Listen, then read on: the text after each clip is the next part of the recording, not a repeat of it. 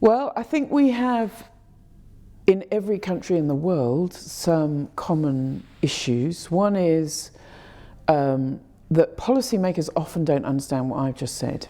So policymakers want a quick win. It's understandable. They want a quick educational win. They want to have impact.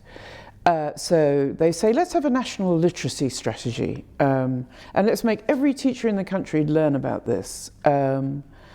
So I think this is why we've tended to focus a bit on policy in what we're doing, because the policy context can be a huge barrier, actually. So the lack of individualization of teacher learning, so that it's less relevant for teachers, is a barrier.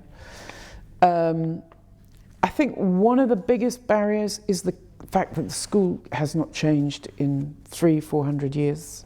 And so if you look at some of the systems of education that are really good at teacher learning, one of the things they do is they give it a lot of time. So if you're a teacher in a school, it's very difficult to find time when you're not teaching. So how do we provide the context for teacher learning to happen? If it's going to happen in the school, if we know that's the most effective, then how do we actually do that? We know, one of the things I haven't mentioned is we also know that external support is necessary for teacher learning. So how do you provide opportunities, finance, contexts for powerful collaborations between universities and schools, for example? Because that really makes sense as a collaboration. Because universities know about teacher learning, they know about research, teachers know best about classrooms and classroom practice and their students. Putting those two together is a very powerful act. So some of it is structural, these structural issues within the school that make it very difficult. You know, a highly structured timetable makes it difficult for teachers to meet, makes it difficult for time to be given to this. And I think one of the other biggest barriers is what's, again, a national feature, which is the high accountability climate in which we're working.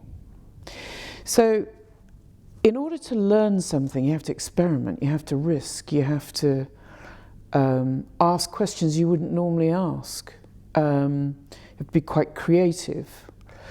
If you've got a high accountability framework, and for example, you're being marked out of 5 on your teaching performance, and your teaching performance is on a highly scripted, highly teacher-focused basis, that's not going to make you become a risk taker or experiment in your classroom. So we need to find accountability mechanisms that allow teachers to take risks and allow for learning and innovation to come about. Because I think one of the unintended side effects of high accountability frameworks is the lack of innovation. And that only comes from learning and experimenting and working together in a way in which you feel very safe, actually, to do that, and that you're not going to be judged. And you're going to be allowed to make mistakes. This is not a climate, I would say, pervades education at the moment, not in England anyway. So I think there are some big barriers there. I think we actually need a learning framework when we look at things, not an accountability one.